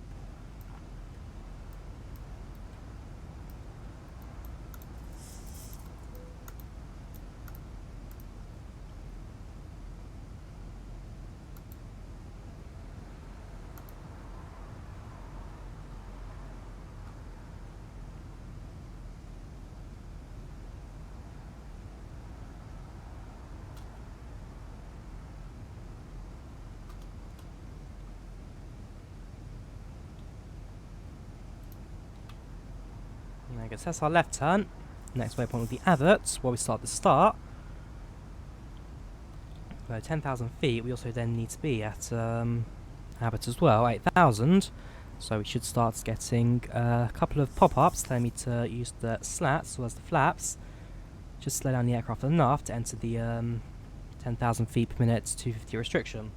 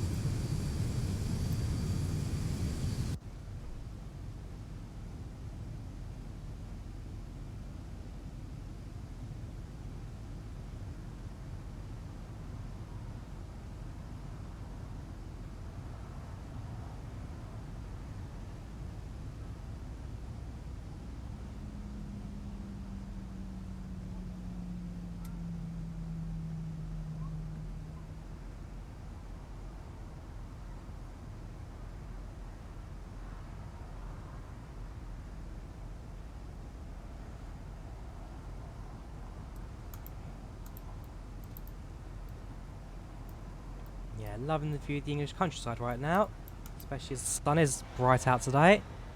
So there's a lot of colour going on. Right, so yeah, aircraft is now descending.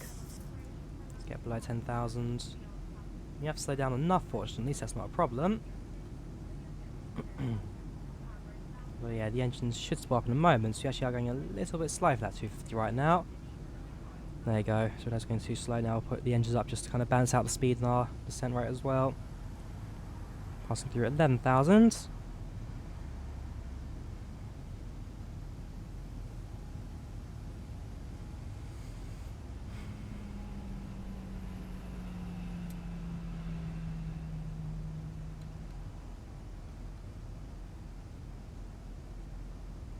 Alright, it's coming below 10,000 now. Set the auto brakes up, bring on the landing lights. Seatbelt sign has been set. All looking good. Ooh, never time on the icing. That probably could have been a problem for me. Fortunately, it wasn't particularly cold flights today, so nothing froze up on me there.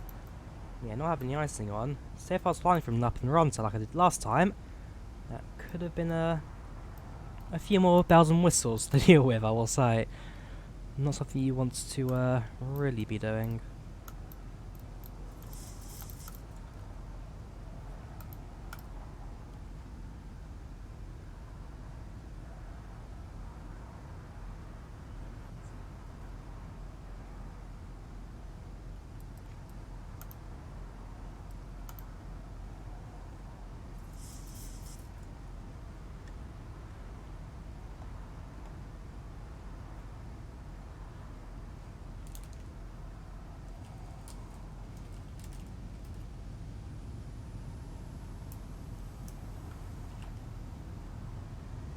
Right, Stansted is actually now visible to me.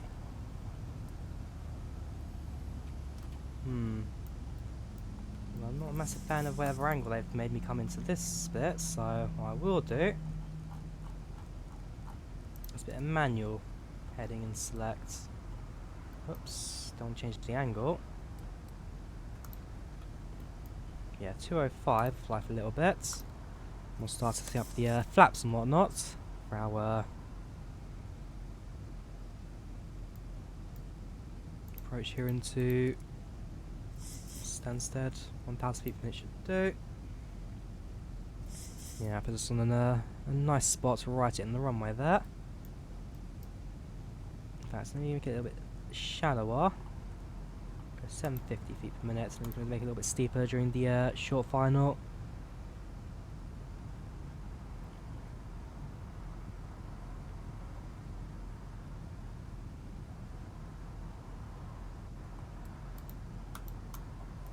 Because yeah, that angle they're trying to make me do there, basically impossible for a commercial jetliner. So what, a 300-degree angle that on a right turn, basically on a pinpoint there for the approach. That'd be impossible to do. Anyways, the ILS has been connected, so we have got a DME number and all that, 15 nautical miles out. Okay, actually, yeah, let's increase our descent rate. Carry on our approach. No worries, U308. We've got us right at time for our descent and landing.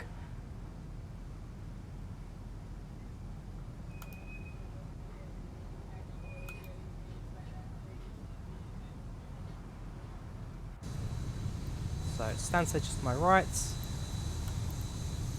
gonna come in, loop round, and land on 04.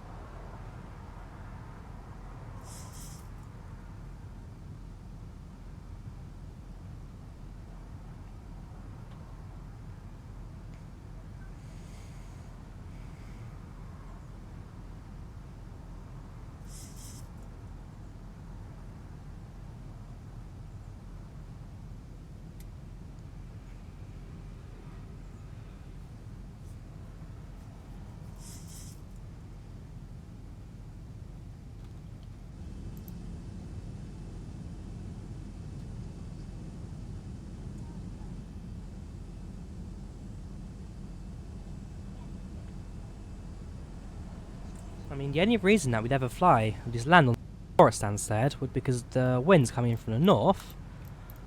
Although normally in the UK, normally in the UK, yeah, northerly winds would usually mean a bit of colder air, and probably a bit from the North Arctic Circle. So yeah, it's definitely interesting landing this. You'll see 4 PM on Steam. Check before and let Nick. Yes, I believe we have. How you doing, man? Welcome. How you doing? Right. So we're not too far now from landing. Carry on with the flaps.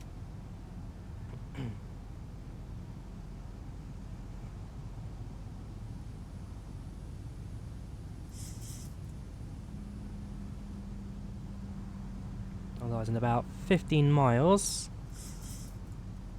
we'll start with a right-hand turn and get us onto the end of the glide slope there. Whoops, descent rate, so we can shallow up a bit.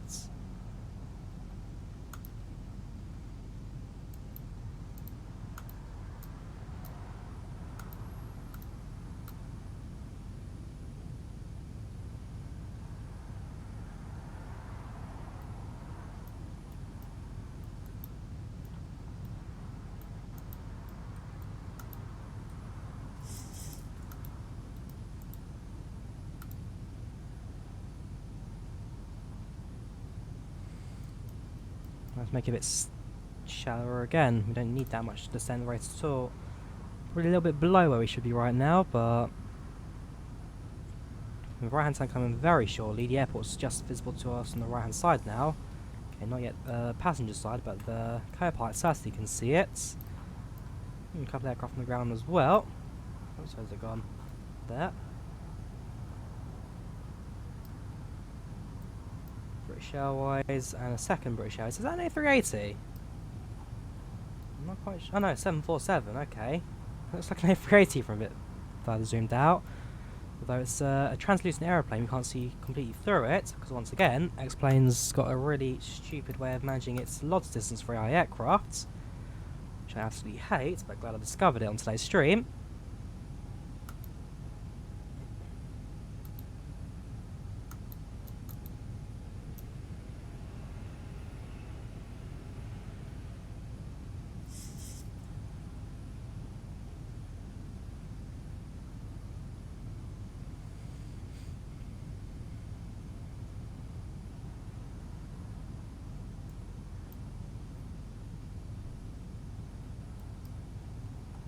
A little bit more descent rates.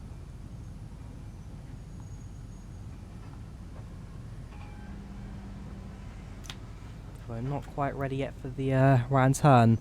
Did you manage to solve the FPS issue a few weeks ago? Yes, that was due to the fact that my webcam, at least the green screen I was using, was a massive pain, and as a result, actually lagged out the entire system. The CPU was overloaded, so... WX EGSS, yeah, the CPU had issues with that. Just realised my altimeter's not set properly. 031. So by deactivating the webcam, things started to move a lot smoother. So I'm going to try out something a little different. Maybe at some point try and buy a green screen properly, hook that to the roof or something, and then give that a go. But yes, unfortunately I don't quite have the best setup, nor the funds to really put anything together quite majorly.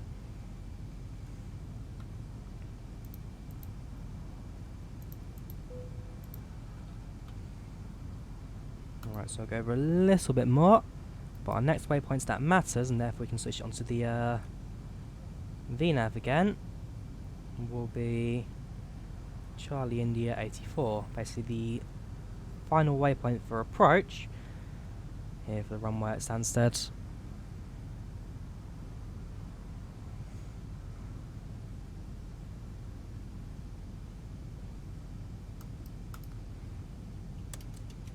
One set of flaps.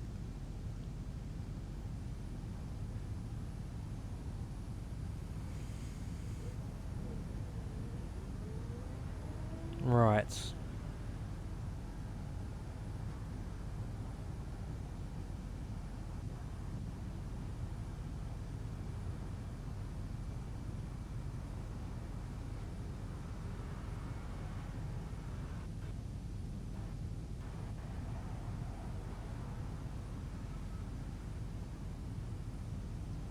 got a right hand turn coming out now, so stick it back on the LNAV and VNAV.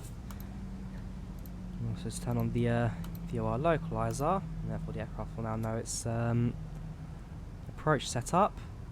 Likewise, it will start to slow down as well for the flaps and speed. That's to go. That's fine. The aircraft will manage that all for me. 2500. Gear down.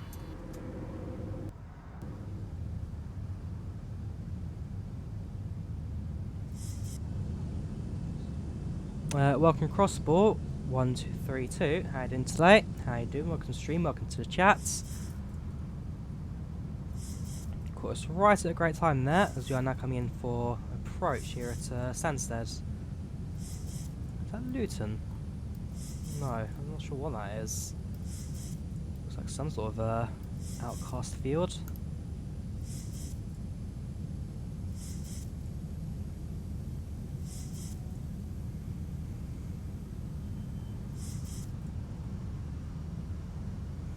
Certainly a little lower than I'd like to be at this point, but nothing going to cause too much of a hassle. Especially 10 miles at 2,500. We'll then stick it on the approach before it does guide us into Stansted's. Likewise, we've always got a few more settings of flaps if required for the approach. Yeah, go down certainly a little earlier than I'd usually go for.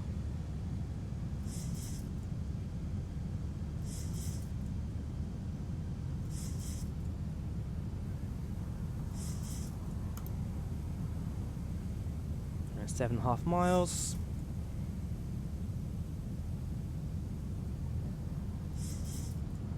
Dual CP2 going on in Indonesia, on Jakarta and Negara. Come fly in Indonesia and help Frederic and Victor and their C1 and S2 respectively. I-1 BFR welcome. So Indonesia's going to get a bit of traffic coming in, while 2 new training controllers do their thing. Alright, what is that? What airport is this? That's why don't I check. Oh, is this North Weald? Yeah, okay, so it's North Weald. Huh.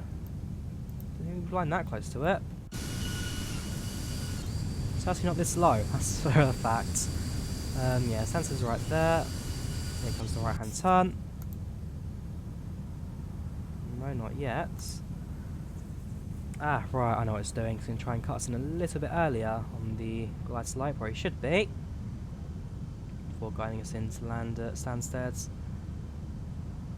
So, establish runway 04 Echo Golf Sierra. Just go wide there on runway.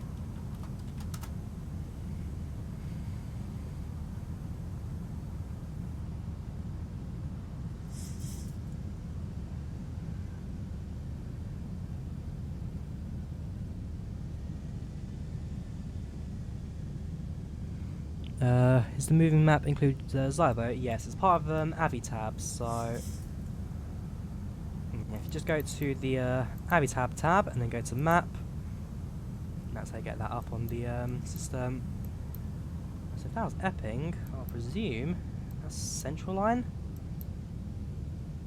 No, Bishop Stortford, that's the Stansted Express. Sorry, Central Line's over here around. That's Overground and TfL Rail. There's Epping. Alright, so somewhere here is where the Central Line terminates.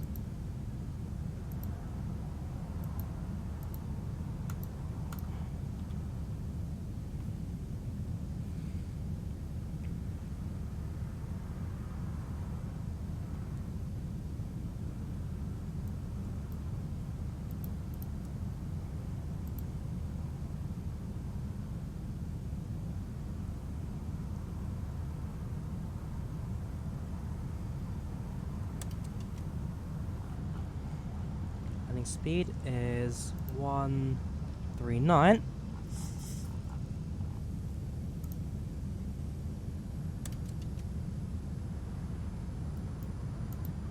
That's our landing flaps set.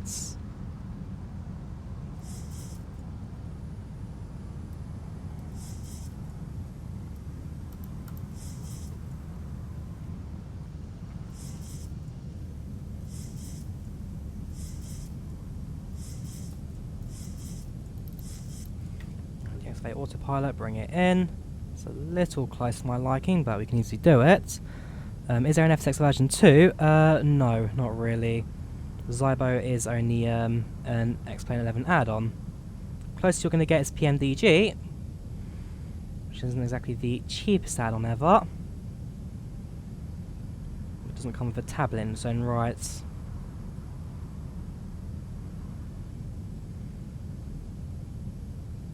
Go a little high and a little to the left. 1,000 feet, stabilize, missed approach altitude 7. But I've certainly done worse on an approach, let's be honest. Alright, there we go.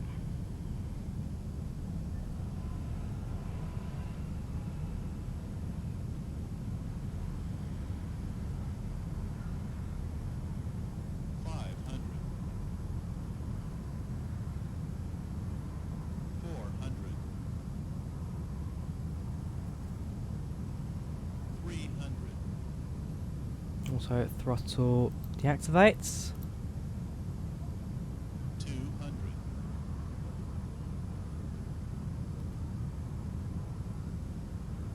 100.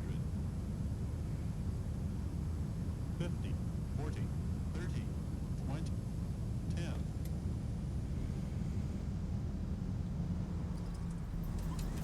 Reverse thrust set. Contacts you on 123.8. You're a little late for that, I'm afraid. You're a little late for that. 80 knots. 80 knots. Reverse thrust cut. And let's leave 123.8.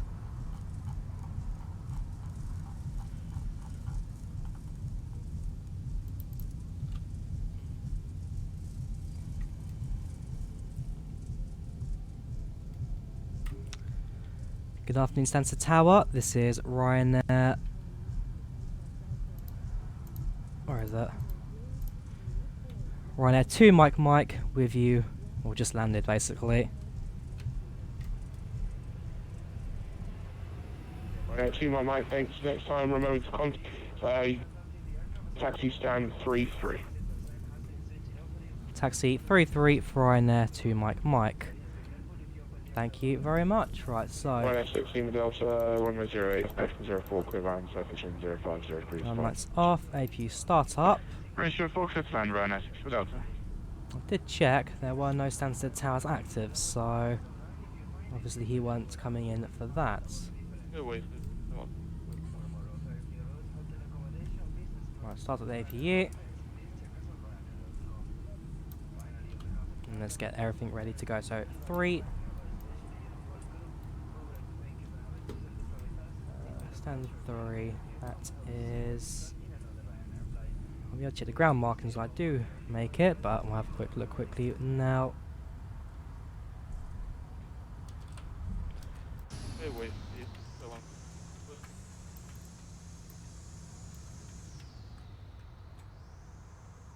on. Star is 8676.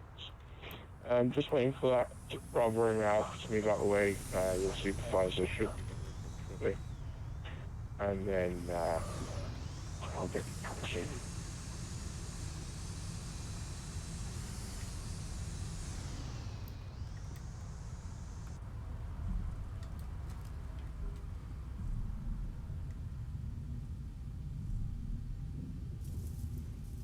Yeah, sadly not knowing my taxiways here at Stansted don't quite help.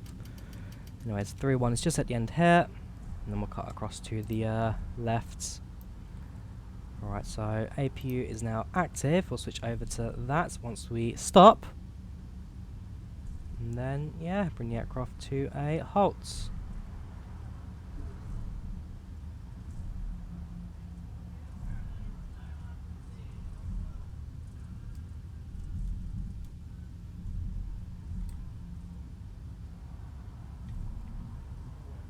Ryanair 6 Lima Delta, welcome to Stansted. You've been taxi stand 23. And Taxi stand 23, Ryanair 6 Delta. halts. Parking brake set. Engine bleeds off. Engines down. Whoops. Switch power to the APU. APU bleed on. Packs off.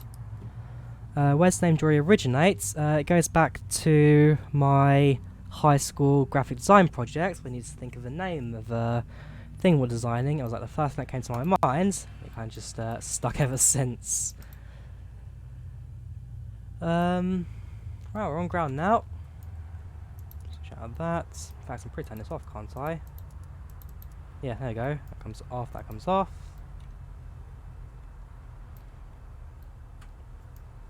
And as for the outside, we're using the taxi lights, turn off the anti-collision and strobes. Doors, not just yet. Whoops, I need to set you to GPU and chocks. Ground power can now come on. APU off, whoops. APU off, GPU on. APU bleed off, APU off. And forward cargo can open as we bring in the ground handling. So both sets of stairs and the forward pushback. They can all now arrive. Give a few seconds for it to do so. And once that all connects up, we can then open all the exits and let the passengers disembark. A little closer to jet bridge of the wing, I'd say. But yeah, Ryanair don't use jet bridges, and therefore we won't be touching that for our service today. Yeah, one day we'll surely see the Zibo includes air stairs coming from the aircraft, but that probably won't happen for a little bit to come. Right, well that's all connected now, so we can open both exits. Passengers can disembark. And for me, I'll now end the flights on smart cars and project flight. Complete flights. There we go.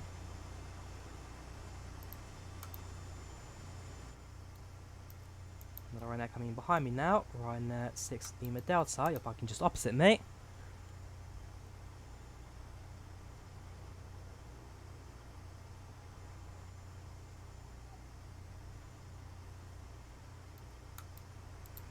Yeah, British Airways and whatever. Hang on, this one's still messing around. The A340. I'm sure you're on slew mode or whatever's going on there. It's very, very weird thing going on with that plane. The Virgin Atlantic A40 BRA 1820. Well, you do your thing. As for me, now disconnect from that sim, so actually not just yet, I'm going to close all the exits. There's no replay modes, the doors will stay open regardless what state they're in. So close the exits, there we go. And then stick it in replay mode, so disconnect and go to that. Let's have a look at how the landing was today.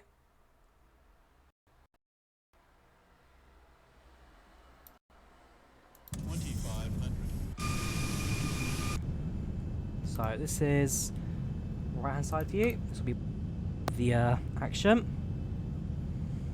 Obviously a little bit hazy right now, visibility not the greatest, but that's near enough for the landing.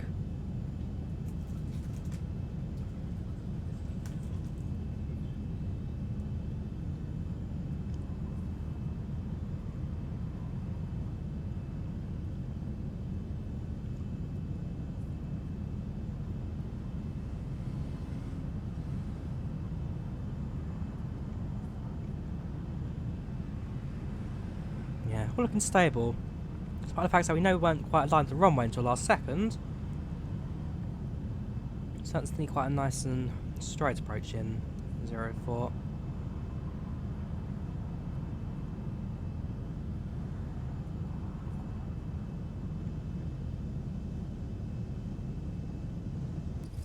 And there we go. Welcome to Stansted. Got any train support streams planned? Not sure yet. Tomorrow I might do some Omsi. But yeah, I'll definitely try and do a bit of a train support stream at some point. Maybe see. We've got left hand side. This is looking down at Bishop Stortford, the town just of Stansted Airport.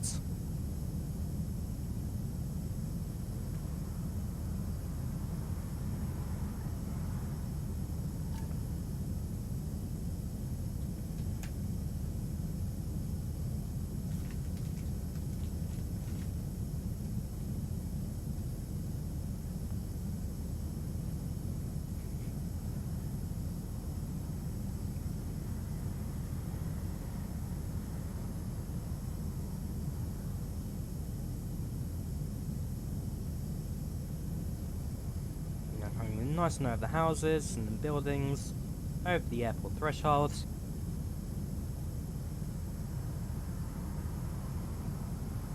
And nice and simple touchdown at the end.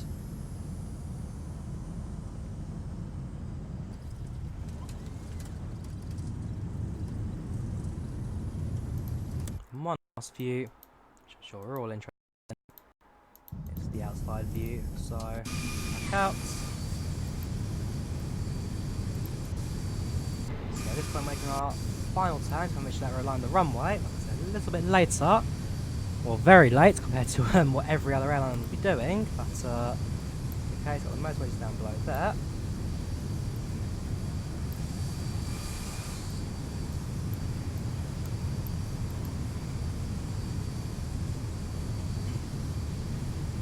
Keep stream wishes updates. I think any spare keys for you. All these seems only 2 on a release license. Steam wish list. Yeah, I'll see what I can stick in there.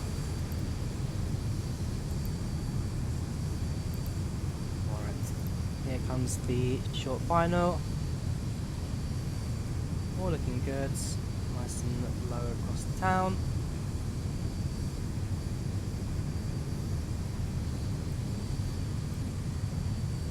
We are basically perfect with the approach. It's this view that we're now interested in, the touchdown view here below us.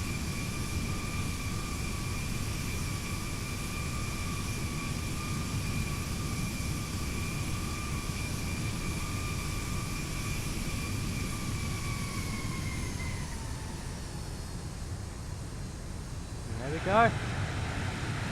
Welcome to Stansted. Yeah, not a bad landing over, I will say. It's actually one of my lighter ones. I remember there was a time back on X-Plane 11 where every time I tried to land, the aircraft would basically nosedive into the ground and be getting maybe 500, 600, 700 feet per minute touchdowns. So it's good to know that I have definitely worked on my landings and that I'm now fairly capable with every bit of flights.